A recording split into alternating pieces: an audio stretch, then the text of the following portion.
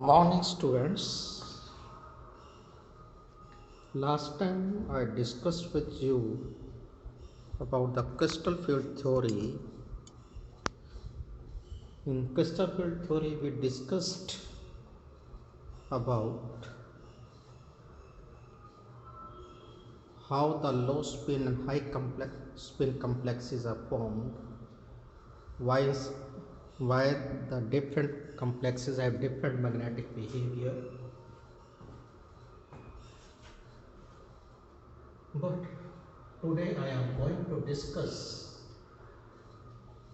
about the color of the complex on the basis of crystal field theory.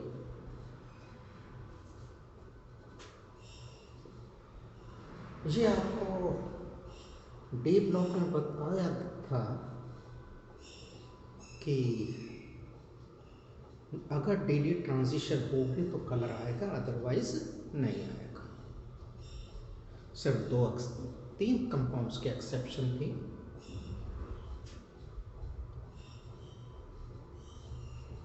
इसका मतलब D transition कब होगी? जब पार्टली फिल्ड डी ऑर्बिटल होगा। तो अगर डी जीरो कॉन्फिगरेशन है तो इलेक्ट्रॉन तो है ही नहीं है, फिर तो डी ट्रांजिशन नहीं है। और अगर फुल्ली फिल्ड डी ऑर्बिटल है फिर भी डी ट्रांजिशन नहीं है। यही कारण था कि जिनके कॉम्प्लेक्सेस जो थे सभी वाइट थे, means they are not colour. लेकिन MnO4 one negative, CrO4 2 negative, Cr2O7 2 negative, इनमें D0 कॉन्फ़िगरेशन है फिर भी ये कलर है। तो उसका आंसर दिया था this is due to charge transfer from oxygen to chrome. Charge transfer in तीन कंपाउंड्स का आपका एक ही आंसर है, charge transfer from oxygen to matter. चाहे MnO4 वन नेगेटिव है, चाहे CrO4 2 नेगेटिव है, चाहे Cr2O7 2 नेगेटिव है, चाहे परमैंगनेट आयन है, चाहे डाइक्रोमेट आयन है या क्रोमेट आयन है, इनके केस में तीनों में एक आंसर है। लेकिन डी ट्रांजिशन है क्या? इतना तो बता दिया था, डी ट्रांजिशन के केस में the matching medium is very small which is available from the visible region and transmit the complementary colors. जैसे कि हमने ऑक्टाहेड्रल कॉम्प्लेक्स में देखा, D orbital D generative state में नहीं रहे, तो में स्प्लिट हो गए T2G and EG. Suppose it contains only one electron, like in this complex titanium hexac और titanium 3. अगर टाइटेनियम 4 होता है तो D0 कॉन्फ़िगरेशन हो जाता। ये भी 3D ऑर्बिटल में है, ये भी 3D ऑर्बिटल में है। The larger difference between them is very small, जिसे हम क्रिस्टल फिल्ड स्प्लिटिंग एनर्जी या क्रिस्टल फिल्ड स्टेबलाइजेशन एनर्जी बोला हमने। So when they absorb radiation from the visible region, the electron jumps from this to this position, and for this it absorbs some radiation, and rest of the colors are transmitted. Accordingly, we get the color of the complex. And in case of time, in this case, it absorbs radiation at the wavelength 500 picometer, which is in the greenish yellow region, and transmit blue color. जितना splitting ज्यादा होगी, energy difference ज्यादा होगा, high energy absorb करेगा। High energy absorb करेगा मतलब high frequency absorb करेगा, यानी कि शॉर्ट वेवलेंथ अब्सॉर्ब करेगा। तो ये आपको कलर का आइडिया देने के लिए लिखा है। विद गौर होता है indigo and blue is almost same. तो क्या हुआ? विद गौर EIAGYOR, वॉयलेट अब्सॉर्ब करेगा तो येलो, येलो अब्सॉर्ब करेगा वॉयलेट ट्रांसमिट कर देगा। इंडिगो या ब्लू अब्सॉर्ब करेगा तो orange, and vice versa green absorb करेगा तो red. In this way, we can assess which color is absorbed, which color is transmitted. Short wavelength आपको strong ligand को कौन सी वेवलेंथ absorb करेंगे? शॉर्ट वेवलेंथ, क्योंकि high frequency चाहिए। ऐसे कभी कभी मेटल चेंज करते हैं। अगर मेटल के केस में स्प्लिटिंग एनर्जी ज़्यादा है तो high frequency short wavelength absorb करेगा। ये एक एग्जांपल दिया है, क्योंकि जब भी हम कंपैरिजन करते हैं किसी एक स्टेट को फिक्स करते हैं, मैटर विद ऑक्सीडेशन स्टेट, तो मैटर लिगेंड से कर लिए, ऑक्सीडेशन स्टेट चेंज कर दिए। लिगेंड मैटर, लिगेंड अगर हमने सेम रखा, ऑक्सीडेशन स्टेट में मैटर चेंज कर दे, तभी तो हमें कुछ कंपैरिजन में पता चलेगा।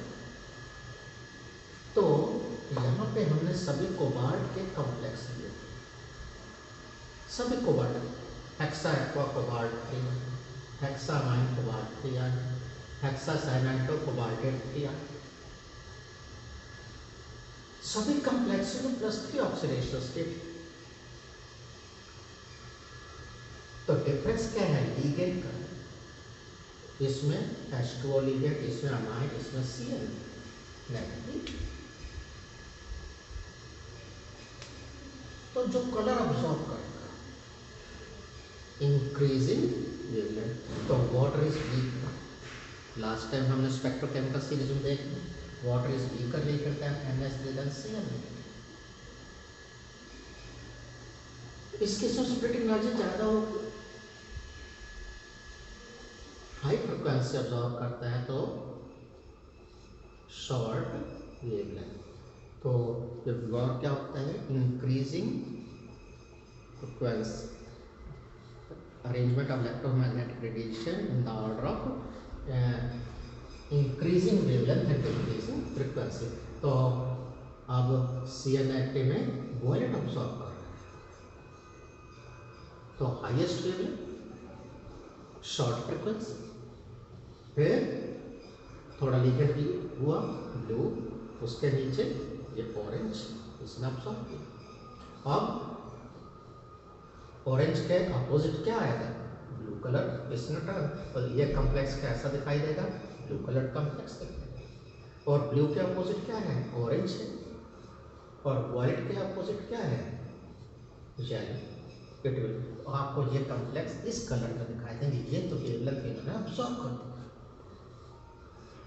Splitting energy, nature of metal, metal की oxidation state, nature of ligand, इन सभी पे डिपेंड करता है। अभी बताया था, अगर मेटल की ऑक्सीडेशन स्टेट बढ़ाते जाओगे स्प्लिटिंग एनर्जी बढ़ती जाएगी। सेम मेटल सेम ऑक्सीडेशन से डाउन द ग्रुप जाते हैं तब भी स्प्लिटिंग एनर्जी बढ़ती है। लिगेंड के केस में स्पेक्ट्रोकेमिकल सीरीज की, अगर स्ट्रॉन्गर लिगेंड होगा तो that replaces the weaker ligand, that is called as a labile ligand, LABILE। तो मैंने इसके अंदर इथेन 1,2-डायमाइन डाल दिया, तो this is bidentate ligand as a 2 bond molecules comes outside the coordination zone and they give different color. Why they have different color? The splitting energy changes due to changing the ligands. मैंने further और EN डाल दिया और इस case में colour change हो गया। मैं एक और EN डाल देता तो और कलर चेंज हो गया। तो ये क्रिस्टल फील्ड थ्योरी सक्सेसफुल है to explain the colour of the complexes. अब यहाँ पे देखिए, ये एनसीईआरटी क्वेश्चन है कि FeCl6 490 FeCl2O6 तो है डिफरेंट कलर्स। हुआ मैं अगर ऑक्सीडेशन स्टेट देखूं तो इसमें भी आयरन की +2 है, इसमें। तो इसने ये तो नहीं पूछा आपसे कि कौन का कलर दिखा रहा है, सिर्फ पूछा है कि डिफरेंट कलर है, क्यों है।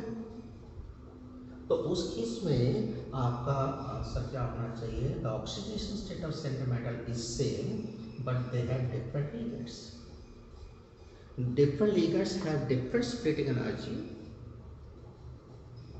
Therefore, absorbs radiation at different wavelength and transmit different color, different complementary colors, and that is why they have different colors. ऐसे ही In this case, NaH2O6 2 first. Water is a weak ligand. It is green. Partly filled d orbitals में तो green कब आएगा? यहाँ पे when it absorbs radiation from the visible region in red region. But NaCN4 2 negative is colorless. NaCN4 in this case the Cn is strong ligand. As a result, क्या हुआ इस case में? सारे के सारे अनपेड इलेक्ट्रॉन पेयर्ड अप हो गए, and as a result, in this case there is absence of unpaired electron. DsP2 hybridisation हमने पढ़ चुके हैं. अब क्योंकि 6 कोऑर्डिनेशन नंबर 2,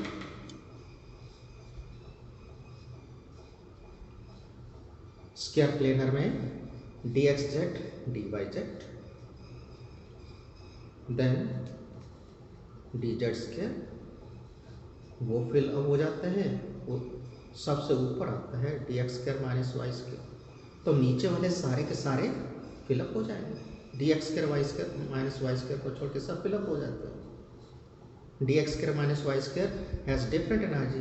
कल वाले में देखिएगा आप, तो इसके अंदर कोई अनपेड इलेक्ट्रॉन मिलेगा ही नहीं, और इस वजह से कोई भी डी ट्रांजिशन होगी ही नहीं. डी ट्रांजिशन तो तभी होती है जब पार्टली फिल्ड डी ऑर्बिटल्स मिल जाए. तो ये था क्रिस्टल फील्ड थ्योरी के बारे में.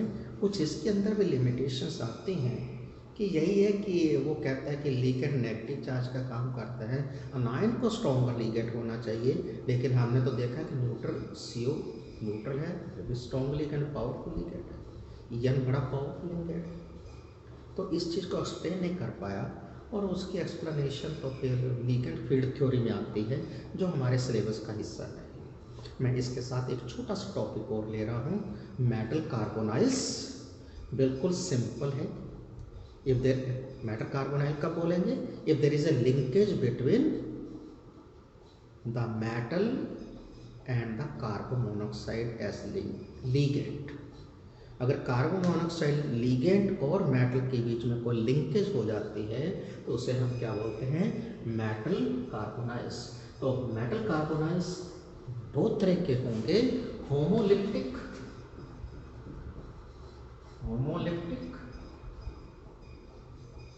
एंड हेट्रोलिप्टिक.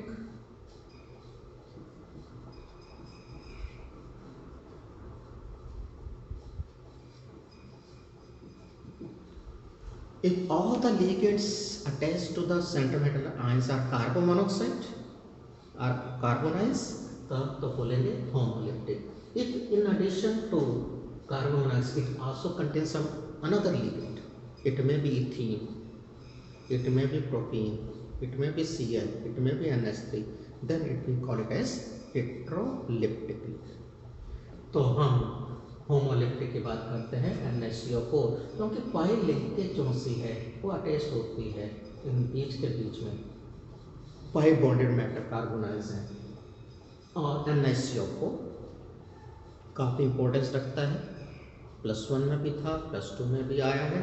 आइसोलेशन ऑफ मेटल्स के अंदर, वेपर फेस रिफाइनिंग के अंदर, बाय मॉन्ट प्रोसेस निकल प्योरिफिकेशन इसी से करते हैं.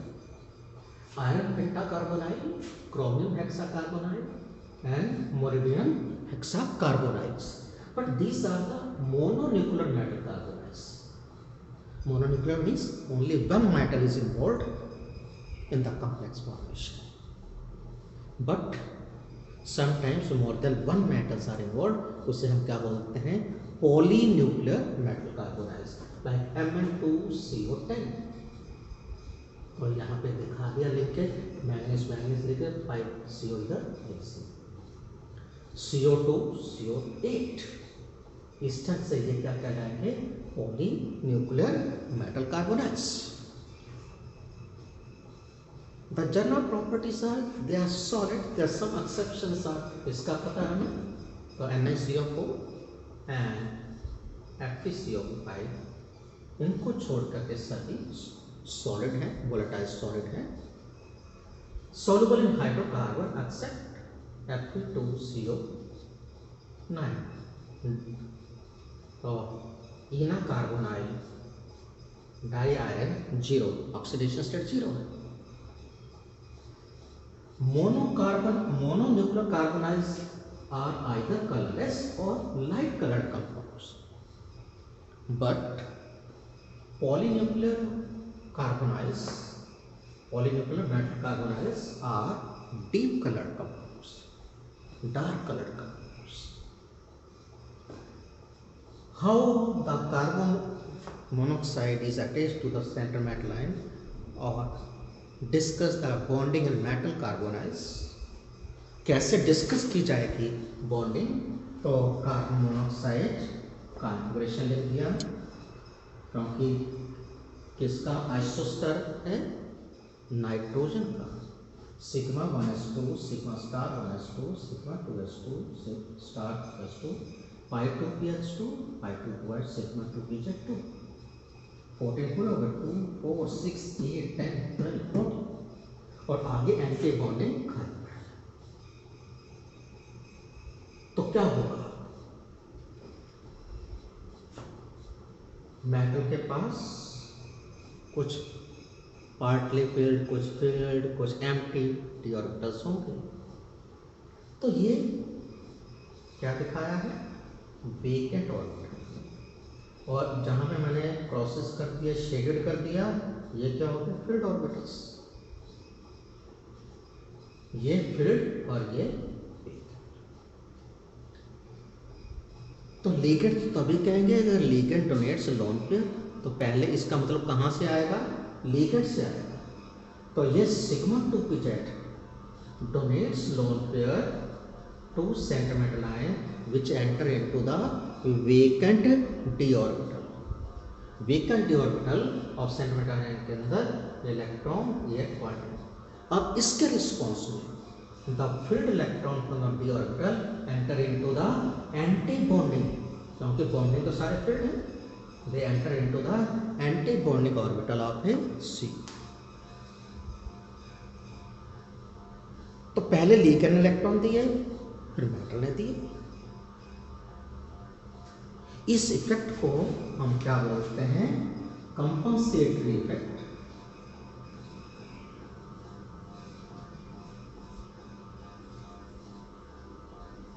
और synergy effect.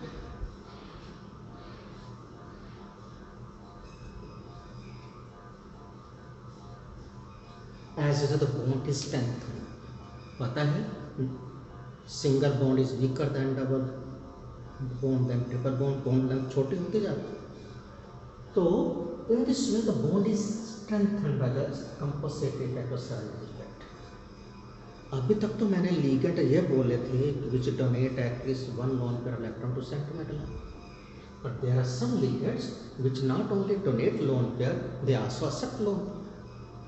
Such type of ligands are called as pi-acid ligands.